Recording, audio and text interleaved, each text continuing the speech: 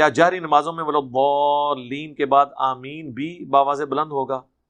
جی آواز بلند کے ساتھ ہی ہوگا۔ جامعہ ترمذی میں امام ترمذی نے آہستہ آمین والی روایت بھی ڈسکس کی ہے اور اونچی آمین والی بھی، اور اینڈ پہ انہوں نے کنکلوڈ کیا ہے کہ جو اونچی آواز سے آمین ہے، اونچی یہ اتنی نہیں کہ مطلب گلا پھاڑنے والی، یعنی اونچی جو نارمل ہے۔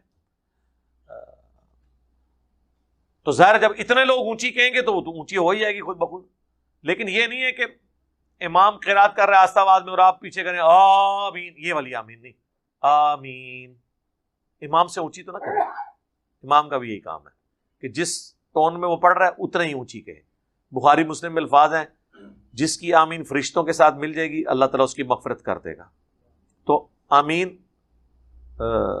اونچی آواز والی نماز میں اونچی آواز سے مراد جتنی نارمل آواز ہے، اور آہستہ میں تو آپ خود اپنی پڑھ رہے ہوتے ہیں، وہ آپ اپنے حساب سے ہی کریں گے۔ جو حدیث دی امام بخاری، حدیث ایک ہی لائے، صرف اس موضوع پر حدیث ایک ہی ہے، اور اس حدیث میں اونچی آواز سے آمین کہنے کا سرے سے کوئی ذکر ہی نہیں ہے۔ میں حدیث پڑھ رہا ہوں۔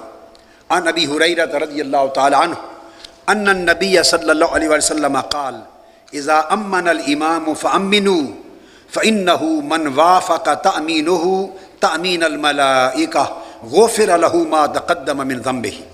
آقا علیہ السلام نے فرمایا جب امام آمین کہے مقتدیو تم بھی آمین کہا کرو، جس کی آمین فرشتوں کی آمین کے ساتھ مل گئی اس کی زندگی کے سارے پچھلے گناہ معاف کر دیے جائیں گے۔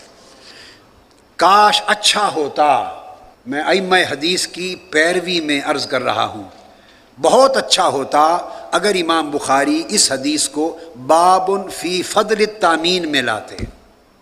اس حدیث کے مضمون میں الجہر بالتامین کا تو سرے سے ذکر ہی نہیں ہے، اونچی آواز سے آمین پڑھنا اس کا تو حدیث میں سرے سے ذکر ہی نہیں ہے، لہذا فضل التامین میں لاتے تو بات زیادہ کھل جاتی۔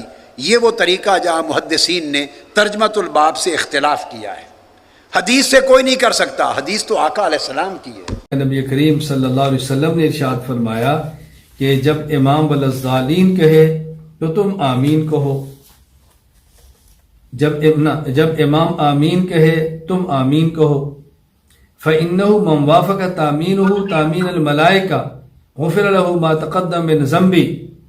جب تمہاری آمین ملائکہ کے موافق ہوگی تو گناہ معاف ہو جائیں گے، یعنی جس شخص کی آمین ملائکہ کے موافق ہوگی اس کے گناہ معاف ہو جائیں گے۔ اب دیکھو یہ جو فرمایا جب امام آمین کہے تو اس کا معنی یہ نہیں ہے کہ امام جہرن آمین کہے، والضالین کے بعد امام نے آمین کہنی ہے، موقع متعین ہے، اس کے لیے جہر کی ضرورت ہی نہیں ہے، یعنی جس موقع پر امام آمین کہتا ہے اس موقع پر آمین تم بھی کہو تو جہر ثابت نہیں ہو رہا۔ اور جس کی آمین ملائکہ کی آمین کی موافق ہوگی، اگر تو ملائکہ جہرن کہتے ہیں تو موافقت جہر میں ہوگی، اور اگر ملائکہ سرن کہتے ہیں تو موافقت سر کے اندر ہوگی۔ تو ملائکہ تو جہر نہیں فرماتے نا، ملائکہ تو آمین آہستہ کہتے ہیں، تو اس لیے اس سے یہ ثابت ہوا کہ آمین آہستہ کہنی چاہیے تاکہ ہماری آمین ملائکہ کی آمین کے موافق ہو جائے۔ ہمارے امام کہتے ہیں اونچی آواز میں آمین کہنا حدیث سے ثابت نہیں ہے۔ گزارش یہ ہے جی کہ بات سب سے پہلی تو یہ ہے کہ ان مسائل میں جھگڑنا نہیں چاہیے، کیونکہ یہ اعلیٰ اولیٰ کے مسئلے ہیں، کوئی کفر اسلام کی جنگ تو ہے نہیں۔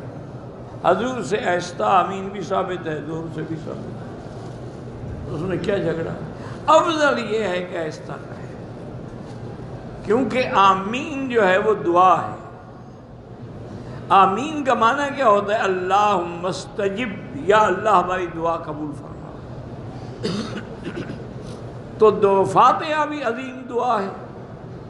امام جب فاتحہ پڑھتا ہے اور ختم کرتا ہے اذا قال غیر المغضوب علیہم ولا الضالین، ہمیں حضور نے حکم دیا کہو آمین، تو دعا ہے، اور دعا کا جو فلسفہ ہے وہ یہ ہے کہ آہستہ مانگی جائے، ادعوا ربکم تضرعا وخفیۃ۔